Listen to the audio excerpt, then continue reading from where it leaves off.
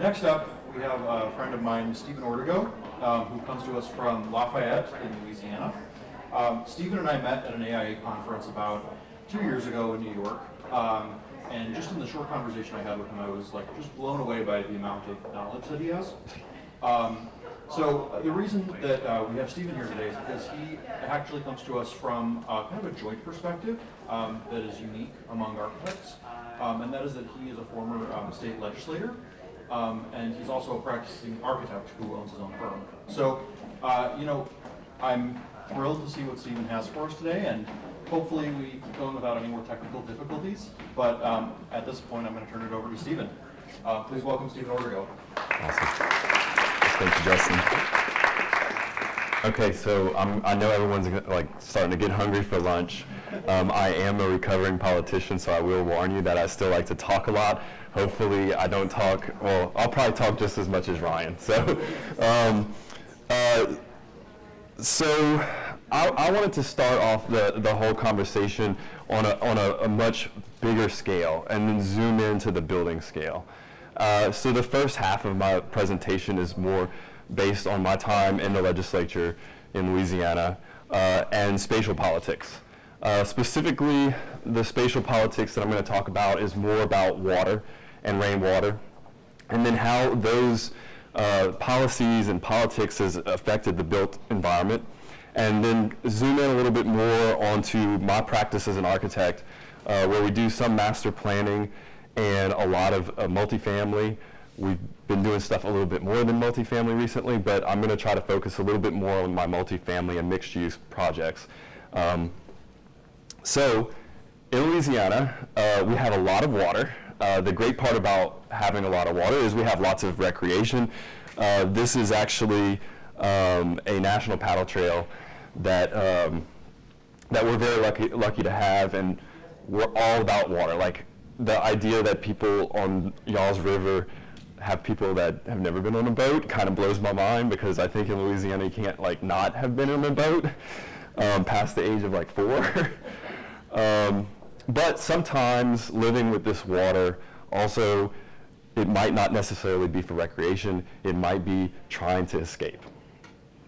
Here's an image of some floodwaters that happened in 2016. Where these guys are actually trying to flee their flooded homes. And then this is an image that some of y'all might remember in 2005. This is New Orleans and Hurricane Katrina, where the city was underwater for several weeks. And after Katrina and also Rita, which people forget, we actually had 2 hurricanes back to back that were Category 5s. One of them hit the eastern side of Louisiana, the other hit the western side. So just as everyone was fleeing one city, they're being hit on the other side. So a lot of people ended up having to go through both of these hurricanes. But that really affected us in Louisiana on a lot of policies. We had a lot of policies in place because we naturally live with water, but this really made the politics get very sticky. So after Katrina, FEMA, the Federal Emergency Management Agency, decided that they needed to redo all their flood maps in Louisiana. And so if you start to look at this sort of thing on the FEMA flood maps, this right here is a floodway, which pretty much means you can't really build in it at all. You have to have a no-rise certificate. It's a lot of engineering. You literally can't even block the flow of water. And you can see that there's floodways actually going on existing neighborhoods.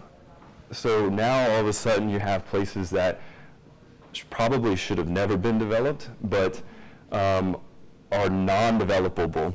And then you can see the green ends up being a flood zone, but you can still build in it. You just have to build up to a certain height.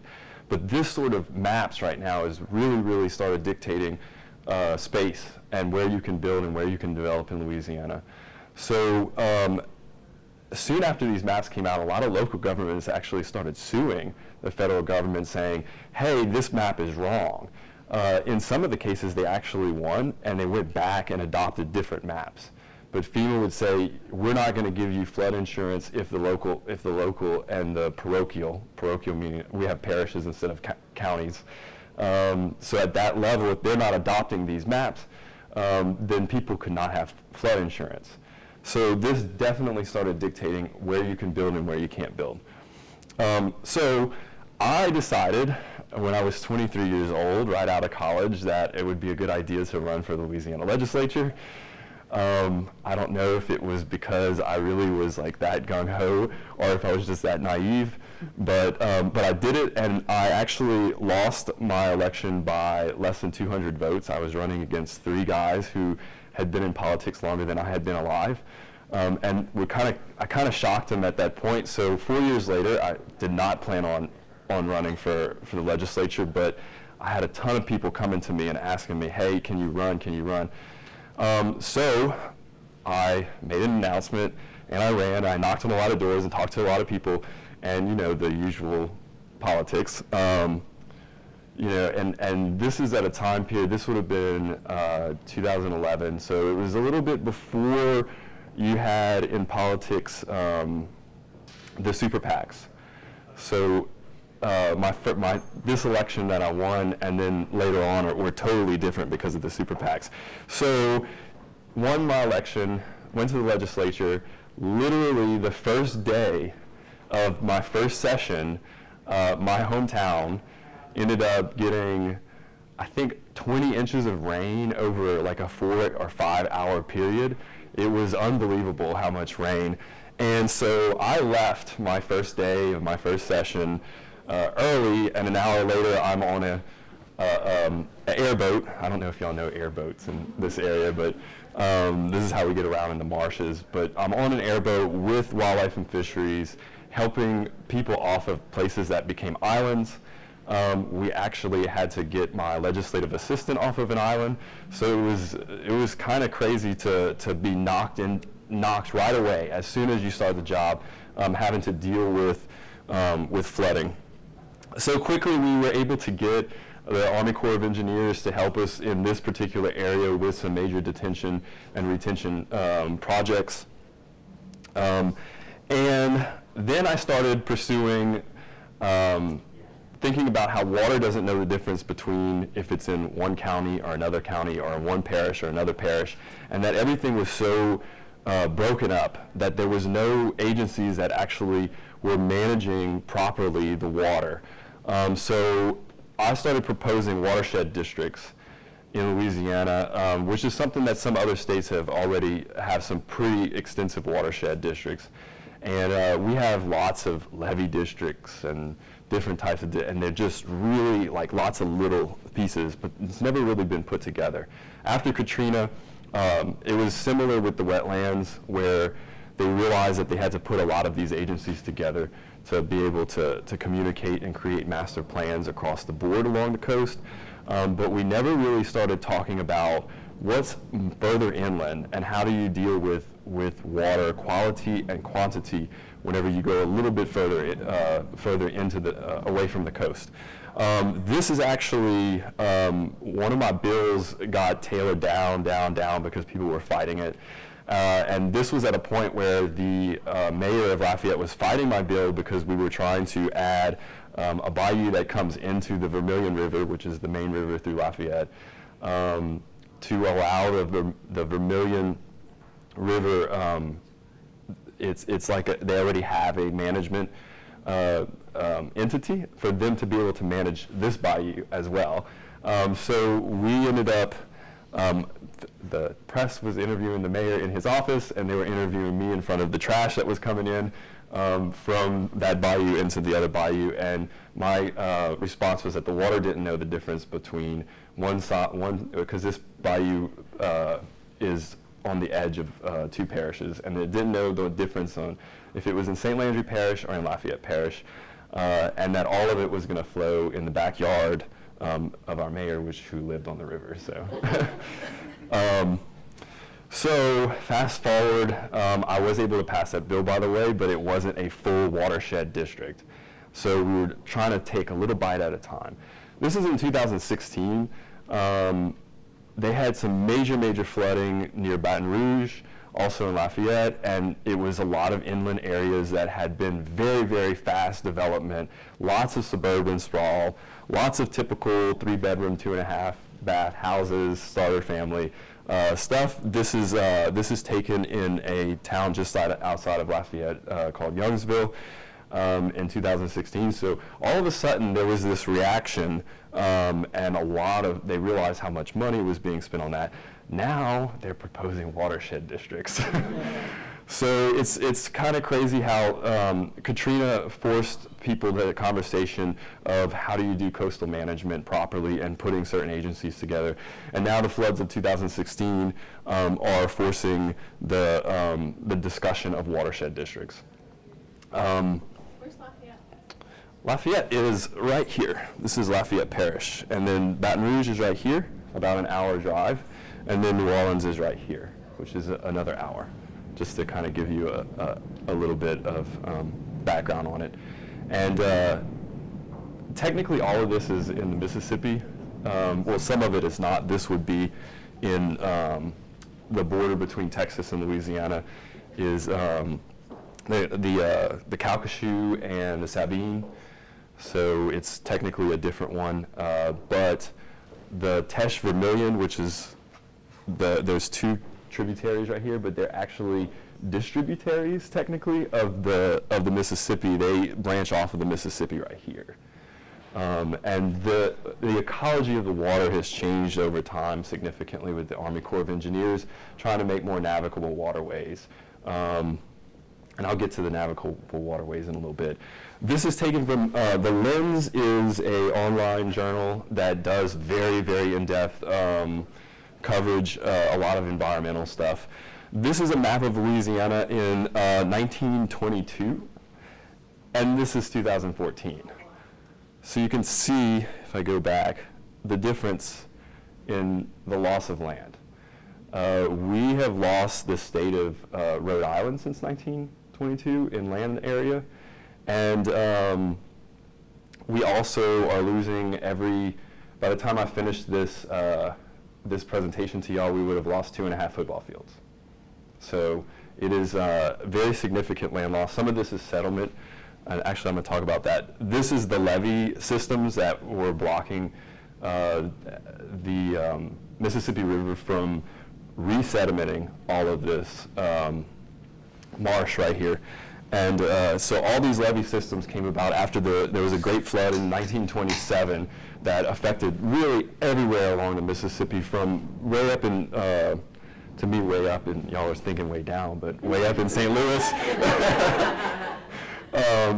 But it affected everything so much that the Army Corps of Engineers came in and reacted to the flood in 1927. And there's some famous blues songs, the flood of 1927. I can't remember who started it originally, but you probably have heard it if I played it. But that actually stopped the sediment from replenishing. These are some canals that were cut mostly by oil and gas industry to be able to access, this is just in this area. So this study was just looking at this area, but they're all over. These were cut before you had horizontal drilling technologies, which now you can drill 30 miles away. So if we would have had those technologies back then, they wouldn't have had to have all these canals to access all the oil and gas. And then these are actually all the oil and gas wells that were extracting over the years. You can even see into the Gulf of Mexico. Which y'all probably remember in 2010 they had the BP oil spill, which we still, our oyster and shrimp prices are really high now. It used to be so much part of our culture to eat seafood, and now it's out of reach for a lot of people on the cost of it. So we're still seeing a lot of that. This is actually you'll see there's actually some land being built right here. And I was saying earlier that the Lafayette is right here. So all of the water that was coming into Mississippi, they started pushing a lot of them into the Atchafalaya River right here. And that was a way to make sure that the Mississippi, they have a control device to keep the Mississippi from moving back over to the Atchafalaya. And if that happened, then the largest port in the world which is the 4-port system from Baton Rouge to New Orleans, are actually the largest port in the world.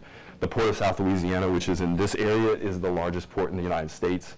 The Port of New Orleans is the 4th largest in the United States. So this is a lot of tonnage going through this place. Actually, all of your grain in Illinois goes right past this river right here. So it's very important for them to make sure it doesn't jump over. But they're allowing just enough of it to start creating this land. So all this green, the higher green, but all the red is the stuff that's been lost. This is those canals I was telling y'all about. This used to be marsh. Now it is pretty much out into the Gulf. This caused there was multiple parishes created a giant lawsuit that they were suing the oil and gas companies because their permits said that they had to maintain the banks of these the way that they had in their drawings and their cross sections. And they didn't maintain it. A lot of them were abandoned once they finished extracting the oil. They just abandoned it. So this lawsuit actually was brought into the legislature, and not the lawsuit itself, but they had a bill to stop the lawsuits. So the state trying to tell the local parishes, you can't sue these oil and gas companies that have, and it was like 90-something of them, by the way. And they had some of them that were legacies because this has happened over so much time. That bill came through, I sat on the Natural Resources Environment Committee, so I got to see a lot of these types of bills and get to know the wetlands and know water ecology in a totally different way through policy, public policy. That bill came through my committee, and I was trying to help stop the bill from coming by because obviously someone needs to help pay for the wetland loss. And this money, by the way, was going to be all dedicated to wetland restoration, which we have a major, I mean, like we're one of the top in the world on understanding how that works. A lot of times we collaborate with the Dutch because they have similar situations with their water. But anyway, so this lawsuit and me fighting it in committee ended up causing me to become a major target in my reelection campaign. And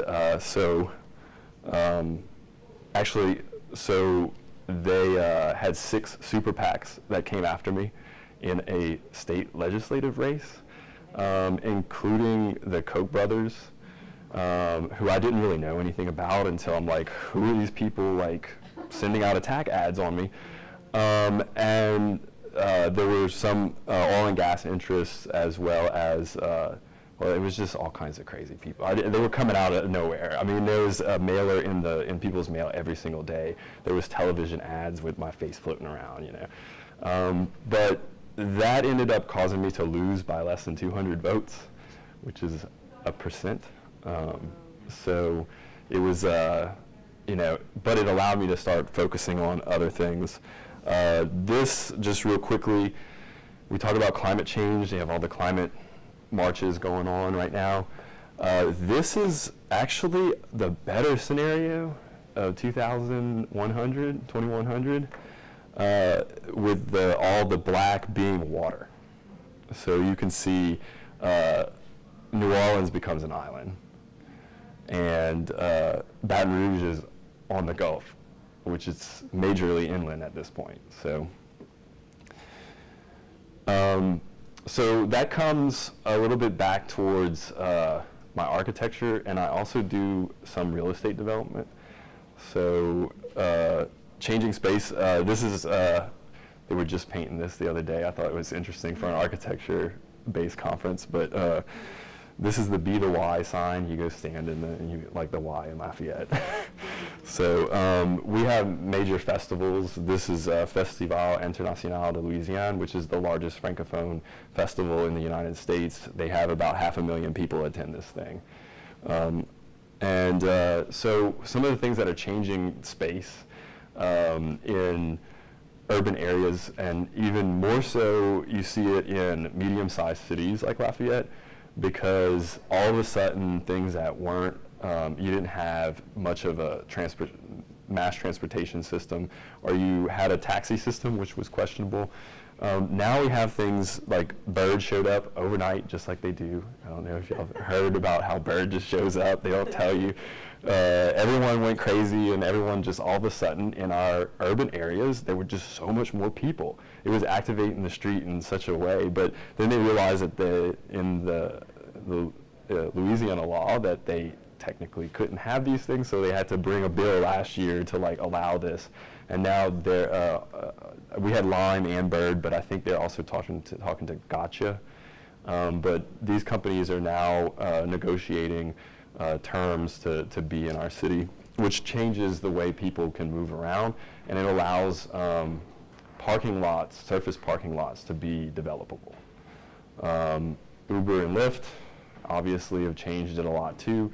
More and more people I'm hearing, even in Lafayette, which is, our metro area is 650,000 people. People are saying, well, I don't really need a car.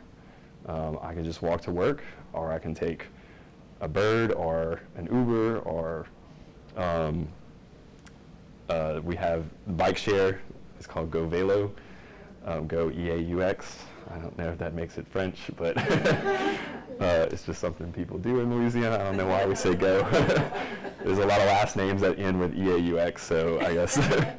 But all of this stuff is starting to change space, especially for medium-sized cities. I was talking earlier to Linda about how places like Albuquerque or Greenville, South Carolina, all these places are changing in their urban areas so quickly, and some of it comes from the change in transportation. So we were talking about a lot of water things. So rainwater, this is where I start getting into a little bit of architecture. So my firm is actually only 3 years old. When I was in the legislature, it was a part-time job, but I was a freelancer. So I rented a small place in a bigger architecture firm and had a part-time intern from the university that would help me. And that was, my practice was mostly single family and more townhouses. I can probably draw a townhouse plan with my eyes closed because there's only so many ways to do it, especially to get light in. But rainwater management in Lafayette Parish, my whole life I've known you have to have detention and retention. And you have to have both of them. They want you to have both. And so this is not something, when I got LEED certified or LEED accredited, I was like, wait, we always get that point because we have to do it like it's the law. So this is a project that was kind of interesting because we were trying to detain the water in a way where it wasn't just sticking it on the back. And the new zoning in Lafayette is a form-based code, so it forces more of an urban situation in a very suburban area where you have to build up to the street. This is a street and this is the corner. So you have to build a certain percentage build out on the street. And so we were doing that here.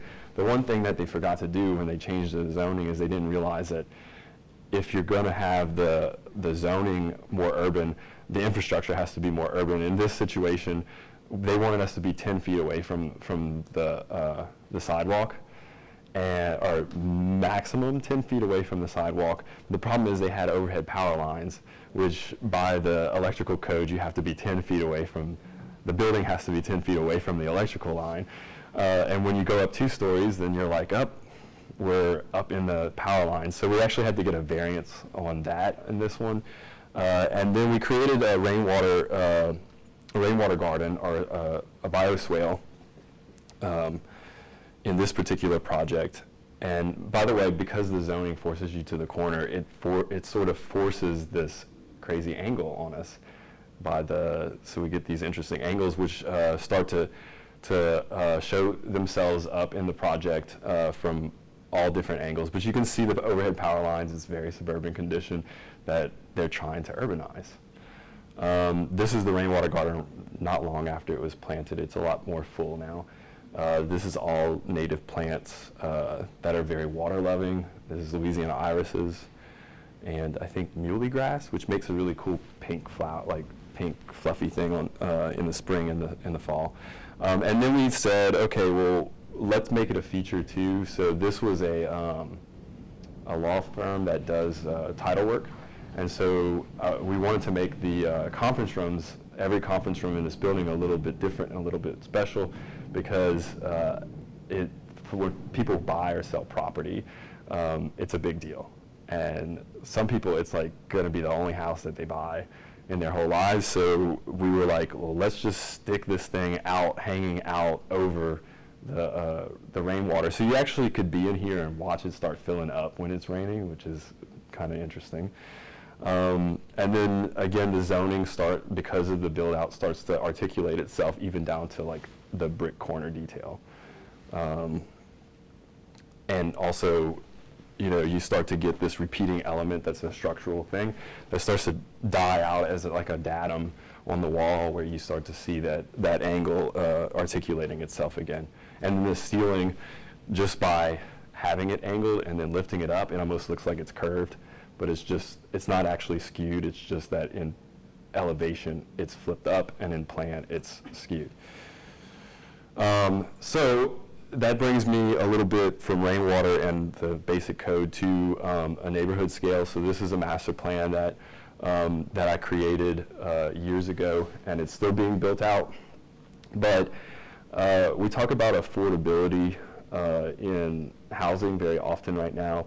And in a medium-sized city, to keep it affordable, you really almost have to do single family, because the codes for single family allow for a lot more affordable building construction methods. So they are probably I see in my practice about 30% cheaper to do single family as opposed to multifamily. This thing also had in it rainwater. So this is a playing field for kids, but it's also sunken, and it acts as a detention. This is a sport court, but they actually never built. It's just a big field again. But it also acts as detention. And then we added a rainwater garden up in the front. The streets are also used, and we do this in all of our projects. The parking in the streets is used as a secondary detention up to a certain level. So usually we'll only bring it up like 6 inches so that you don't get water into people's cars.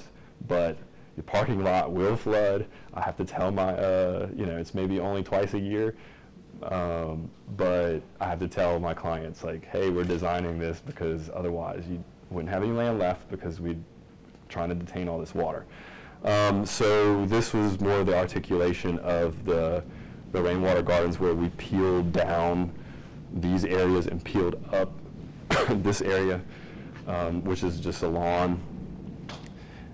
And so in the neighborhood,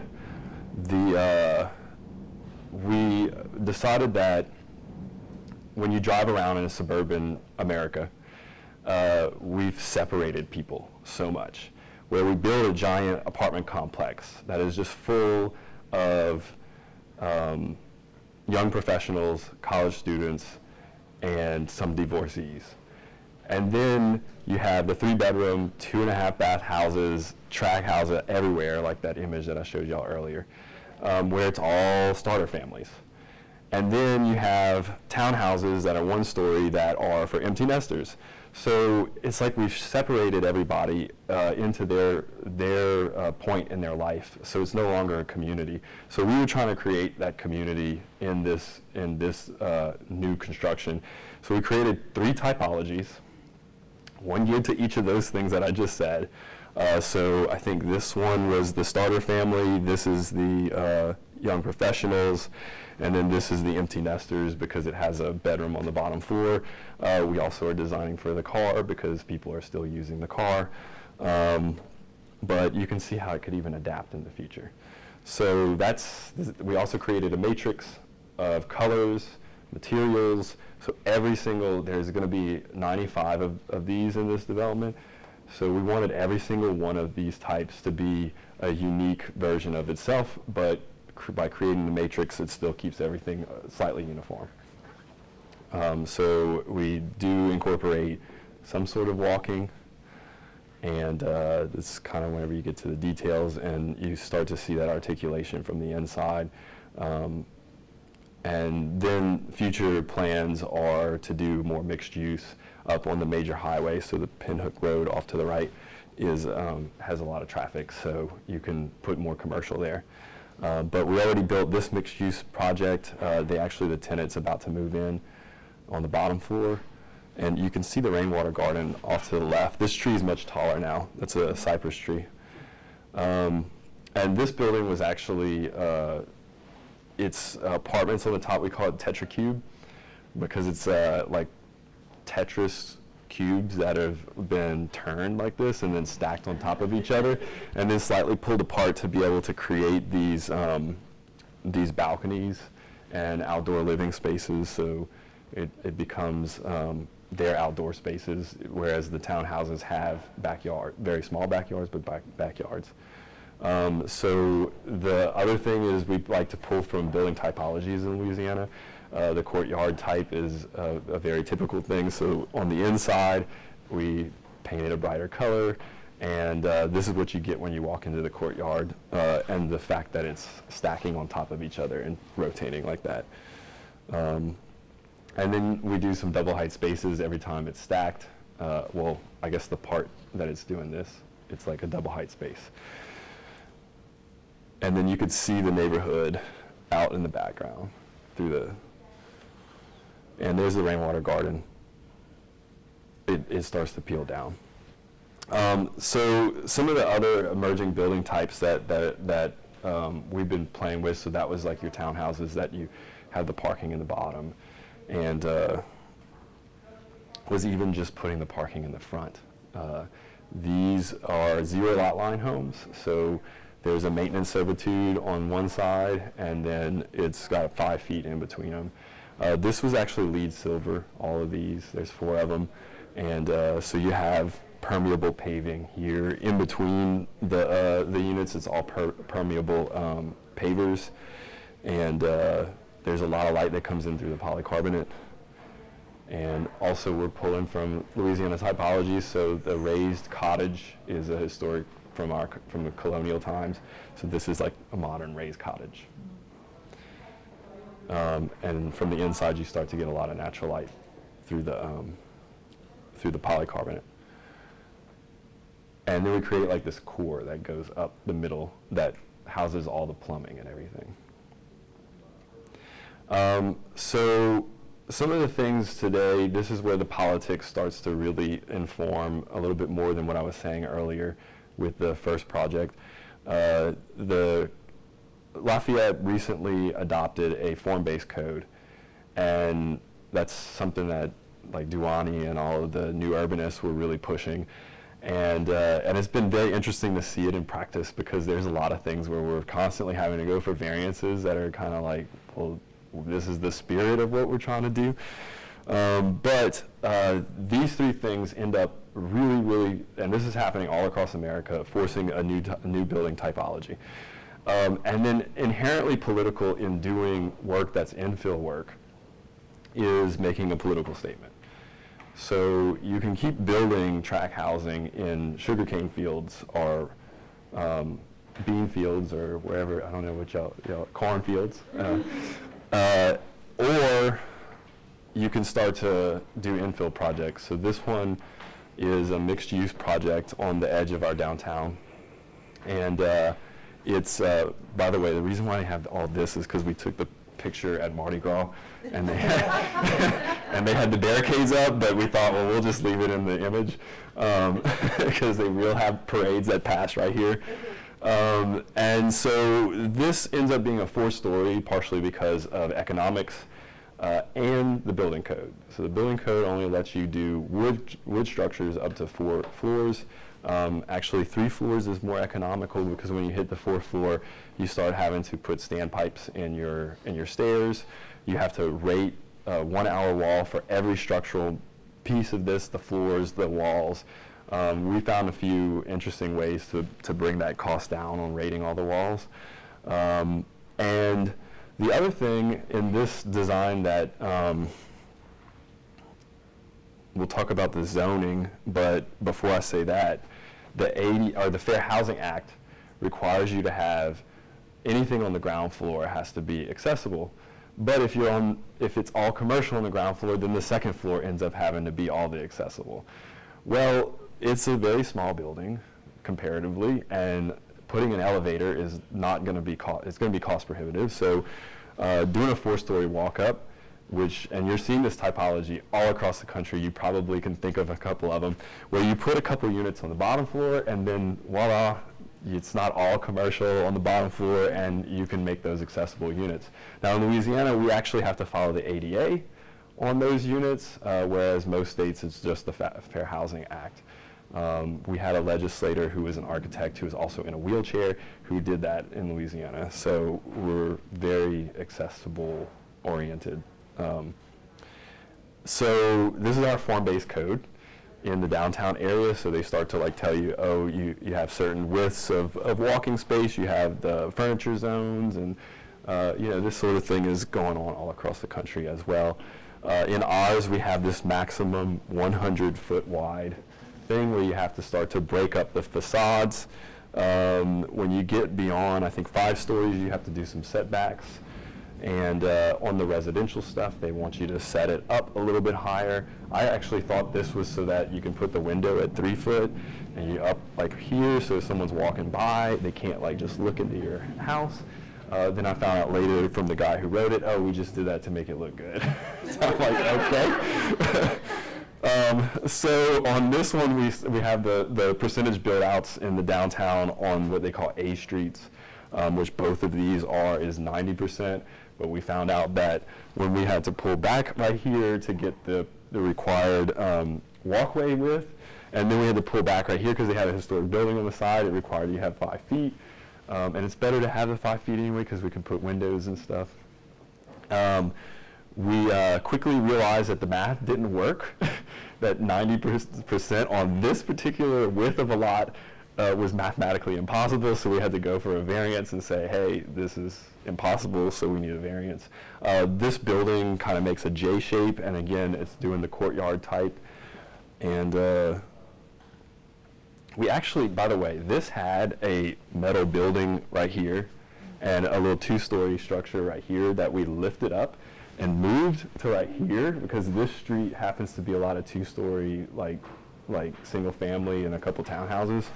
So we were adding, this used to have, the metal building had its back end on this street, so we moved this building over here, reused it. The metal building, we actually found someone to, because I'm the developer on this project, so we found someone who would take down the building for free in exchange for the actual building.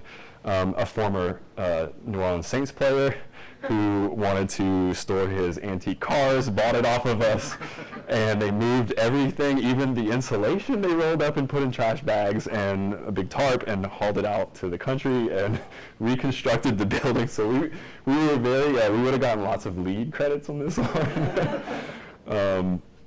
But the main concept of it is the splitting apart of the facade. So remember the 100-foot thing in the zoning. So we said, well, we're passing up the 100-foot, but we want to keep it feeling like one building still. So we split it apart and use it as an opportunity to place a stair into it and an opportunity to access the rear parking and the courtyard. It's the main entry for the residences. And then we took this side of it and we lifted it up and tucked away the commercial space in that part. So this is more of your street connection. Even each floor gets to be connected a little bit to the street. The zoning actually requires us to have 50% glazing on the commercial spaces, which is pretty tough in wood construction. So we had to put some more steel in this thing.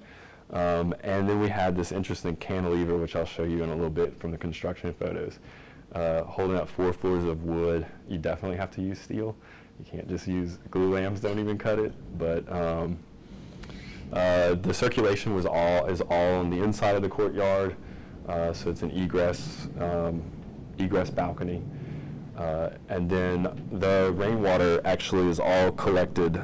People ask me all the time from the high-rises downtown, they're like, what's going on with the roof? Why does the roof do that? Well, this is why the roof does that. So we're collecting all of the water and throwing it into a bioswale. And this bioswale will clean the water before it gets put back into the system, which then flows into the river. So we're trying to show people that even in a very tight site and a more urban site, you're able to collect that rainwater, clean it out. Also, it's nice to have some greenery and part of the project and not just some street trees. So this is it as of, I think, Wednesday I took this picture. So we talk about like storms and having to deal with climate change and everything. The brick was supposed to be up on this building already, but when they had the hurricane that went through Houston, the bricklayers were actually from Houston, so they had to go back and attend to their flooded homes. So even regionally, we have to watch for things like hurricanes, because they can affect you even 3-hour drive away. So, but you can see this kind of interesting cantilever. It's actually like 7 feet.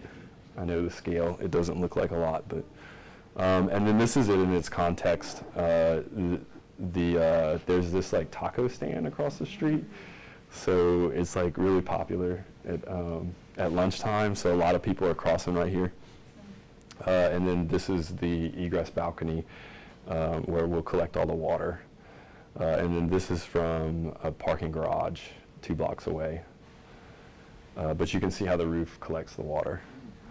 And then this was our topping out party, which is kind of funny to have a 4-story structure with a topping out, but everybody wanted to do it, so we were like, let's do a topping out party. So we have to, have Cajun music, and then we're like talking to everybody, and yeah, so this was our topping out party. And I think it's a big statement to say, hey, we're going to give people the option, instead of just having the 3-bedroom, 2.5-bath suburban tract neighborhoods in the sugarcane fields, we can start to infill and even reuse some of these buildings for Saints players. And so the community's really come out. I mean, this thing was very well attended. Our groundbreaking had over 100 people. This thing had over 100 people. We didn't even serve food at the groundbreaking. We didn't have music, and they still showed up. So this, we had champagne, and so that kind of gets them out. But so it's very much a dialectical relationship between the policy and the politics, but as well as a developer or an architect making a conscious decision to give examples of how you start to apply the law and the ordinances. One thing I noticed in the legislature, it was the joke that you can work really hard to get this thing passed. It changes in committee, it changes in the floor, it changes, and then it gets implemented, and then the people who implement it don't even enforce it, or they don't understand it, or it's forgotten on the books. I don't know how many things we would find from like the 70s that were like, we're trying to do it now. We're like, wait, they already have it on the books. Why aren't they doing this? So even in the private world, you have to start to make those statements. So, any questions? I don't know what.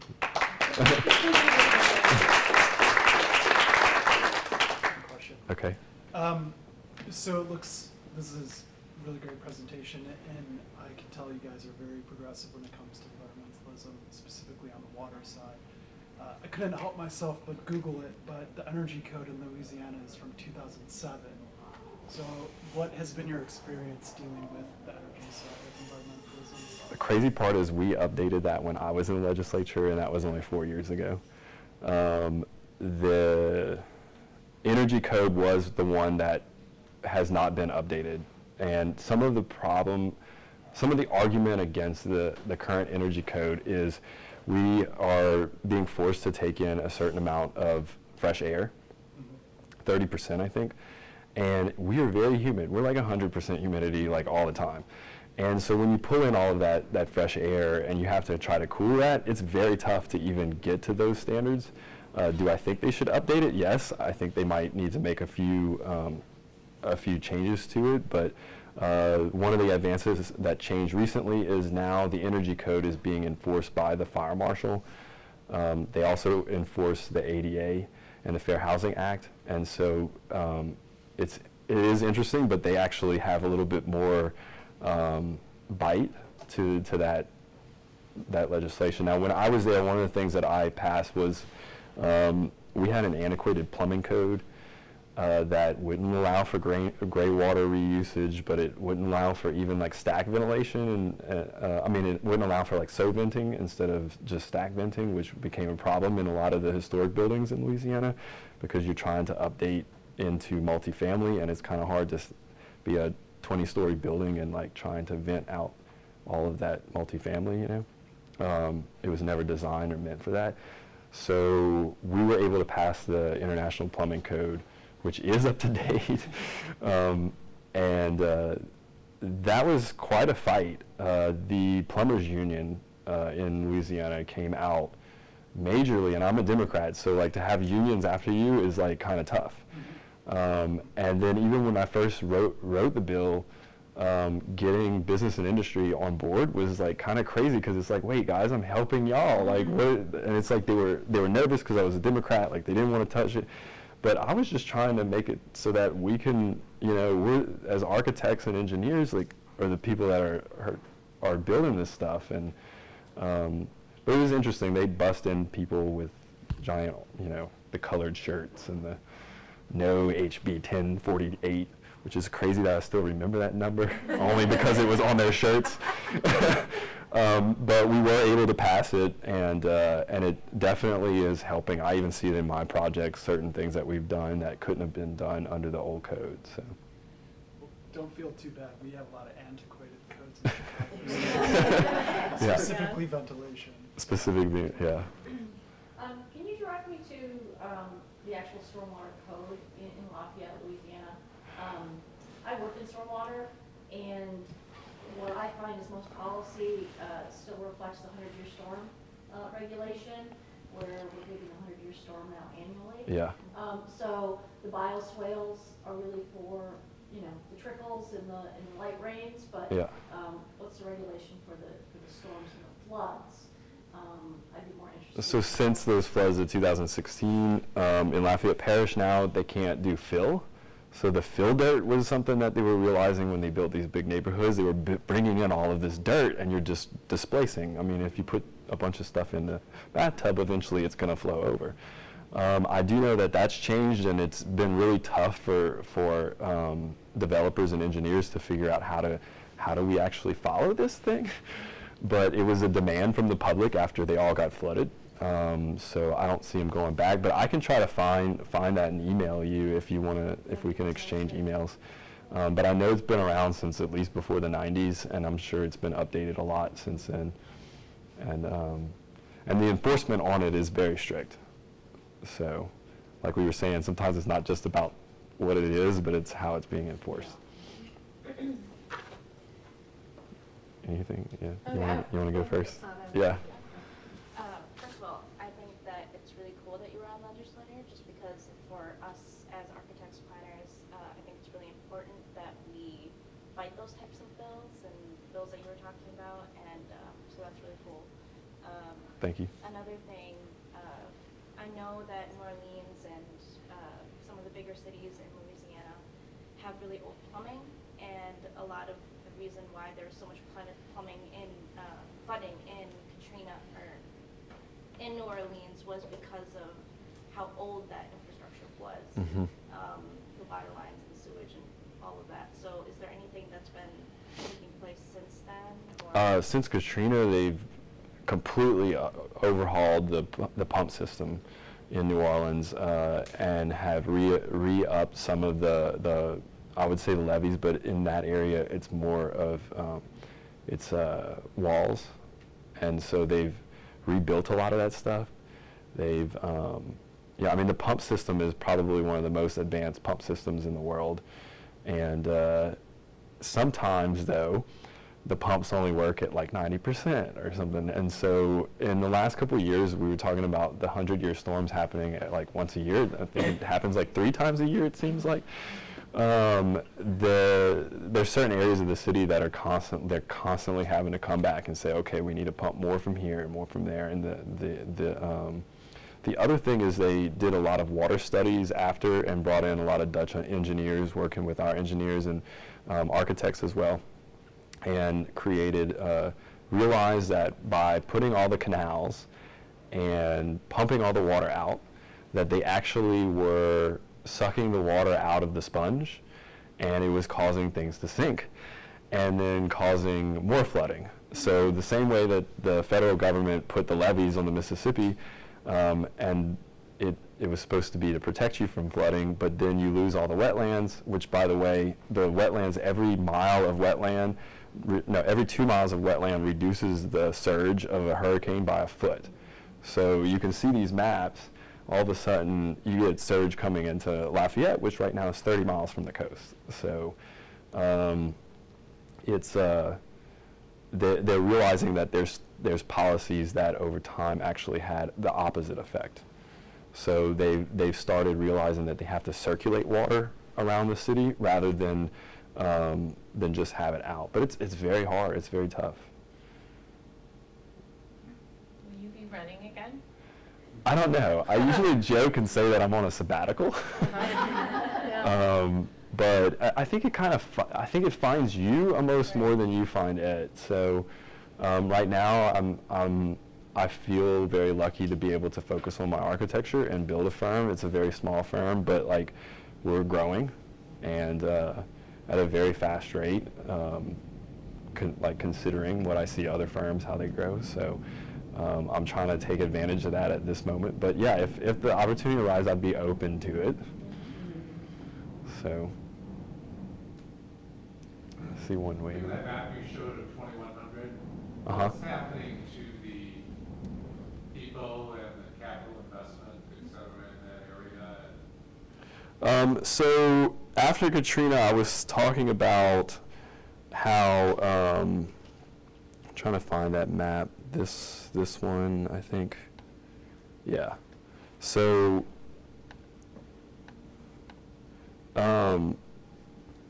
this is hard to predict, first off, because it does assume human behavior on climate change, and climate change is a science, but it's hard for them to really make predictions because we don't know how, and this is human behavior worldwide. This is not an issue for people in Louisiana. This is an issue from the whole world. So, and this is bad all over. It's not just here, you know.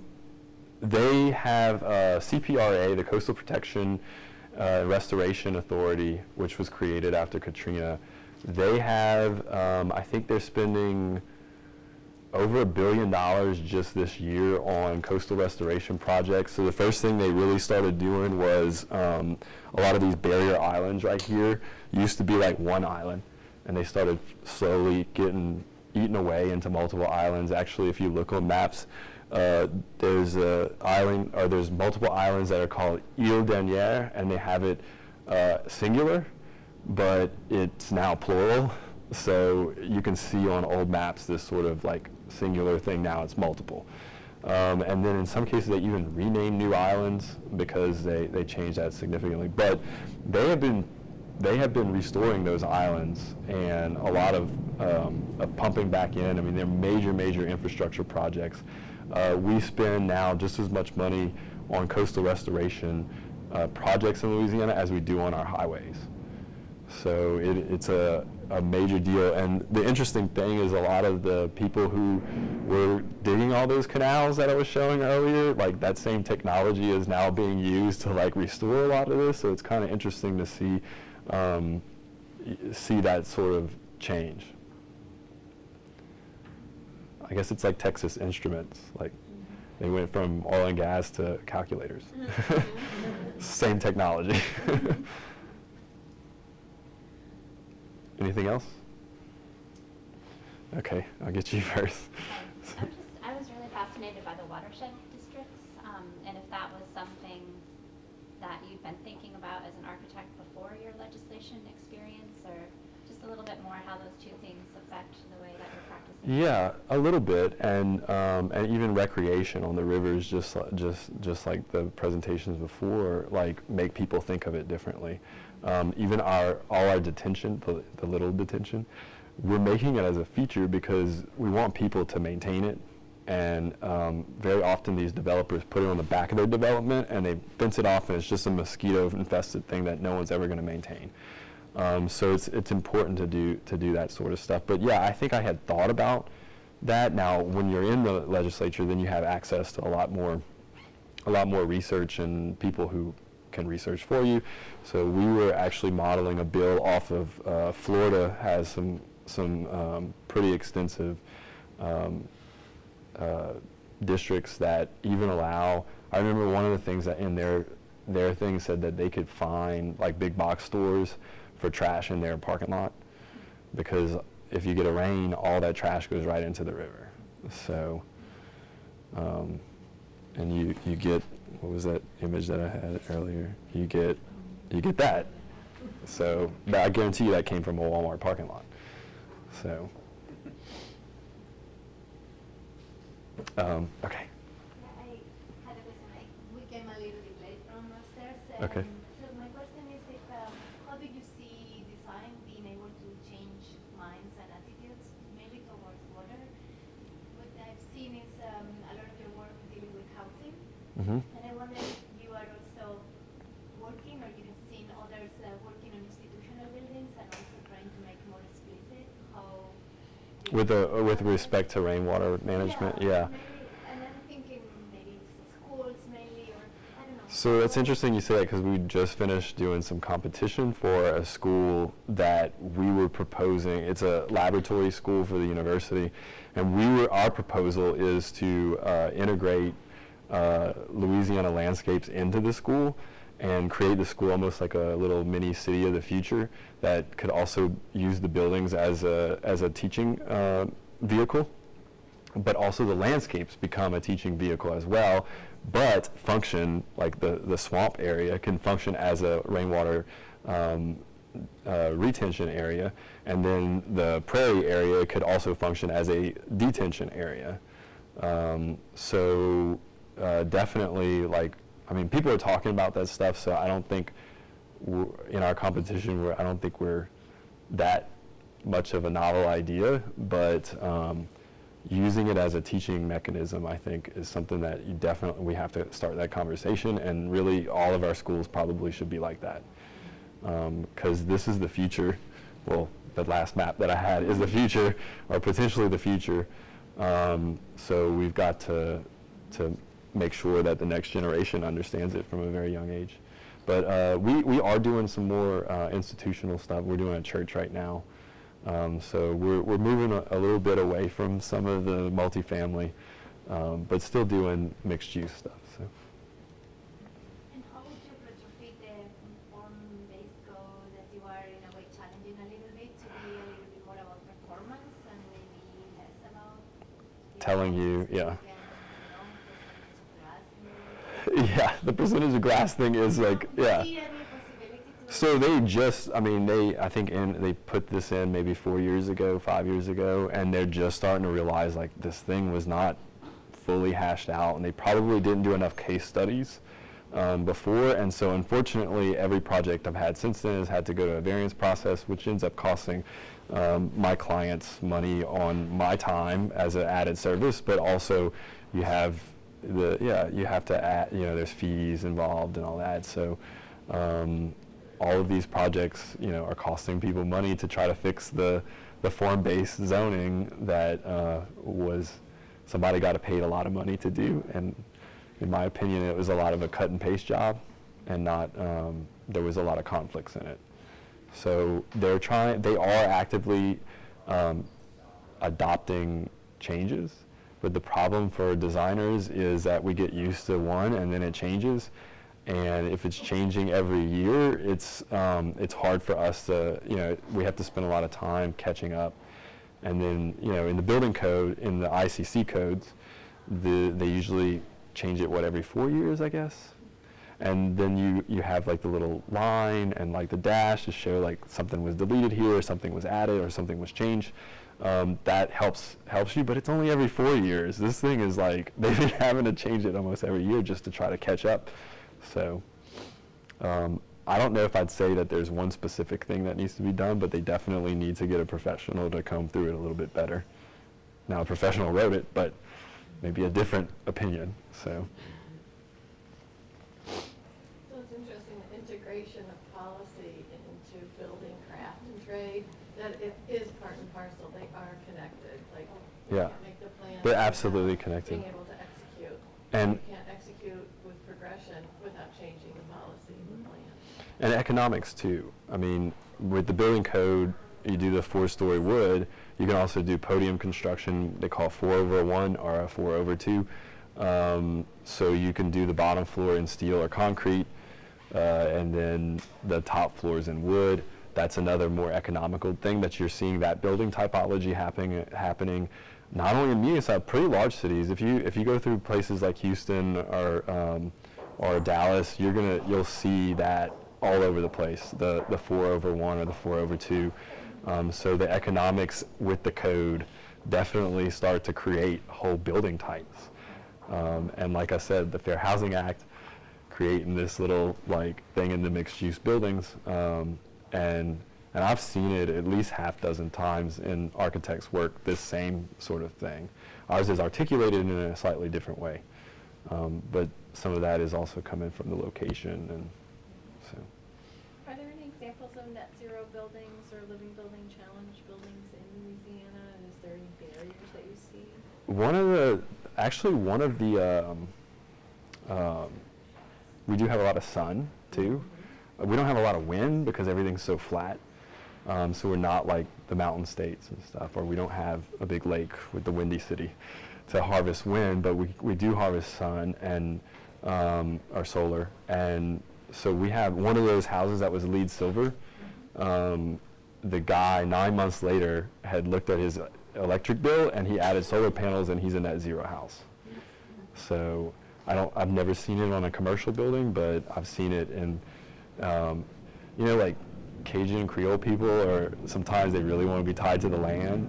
And so the idea of net zero homes is something that people are fascinated with, but not from like this like environmentalist type attitude. It's more of this frontierman type attitude. Off the grid. Yeah. Off the grid, so. Yeah. And even in politics, using the term environmentalist in Louisiana versus conservationist, people are very environmental. Like, they have to live with it. People are very conscious and understand this sort of stuff, probably more than other places I travel to.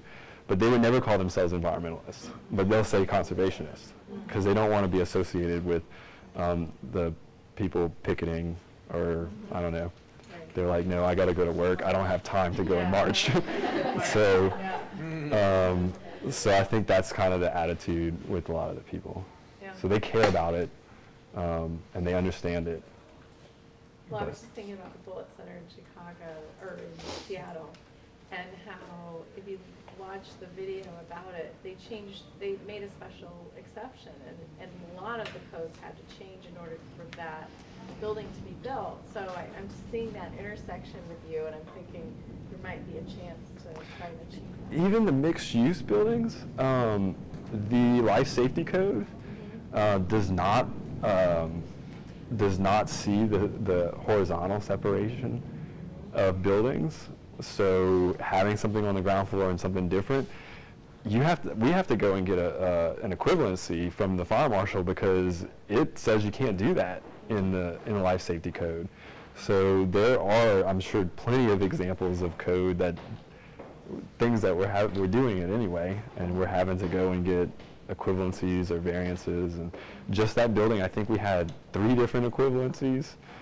I mean, one of them was like, wait, really? Like, they told us we couldn't mix a commercial sprinkler system with a residential sprinkler system. And I was like, well, we don't need the commercial system, so I could just take the commercial system off, or you can let me sprinkle this building. So it was very interesting to see that, where it's like, it was actually trying to force you to go less protection of people. So. I'm going to cut in here. Yeah. We're out of time, unfortunately. Thank y'all. I appreciate it. Thanks for the good questions.